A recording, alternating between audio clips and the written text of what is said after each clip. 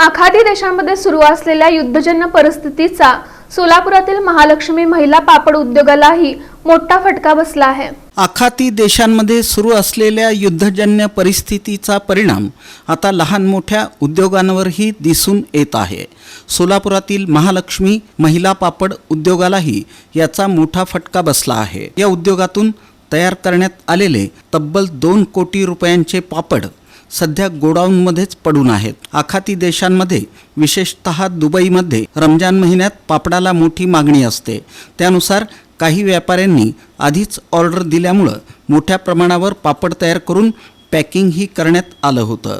मात्र सध्याच्या युद्धजन्य परिस्थितीमुळे निर्यात थांबली आहे। त्यामुळे ऑर्डर देणारे व्यापारीही आता संपर्कात नसल्याची माहिती समोर येत आहे। परिणामी तयार असलेला कोट्यवधी रुपयांचा माल गोडाऊनमध्येच अडकून पडला आहे। महालक्ष्मी महिला पापड उद्योगाच्या माध्यमातून सुमारे 6000 महिलांना रोजगार मिळतो। मात्र या परिस्थितीमुळे उद्योगासमोर मोठं आर्थिक संकट उभं राहिलं असून तयार झालेल्या पापडांचं पुढं काय करायचं असा प्रश्न निर्माण झाल्याची माहिती महालक्ष्मी महिला पापड उद्योगाचे संचालक राजू डोंगरे यांनी दिली।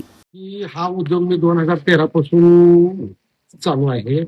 थोड्या वेळानं आज ह्या उद्योगामध्ये 6000 महिला काम करते, परंतु कुठलंही सरकार अनुदान आम्ही घेतलं नाही किंवा काही नाही नसताना आम्ही हा उद्योग चालतो। तरी पण हा जर माल नाही गेला तर फार मोठं आमचं नुकसान होणार आहे।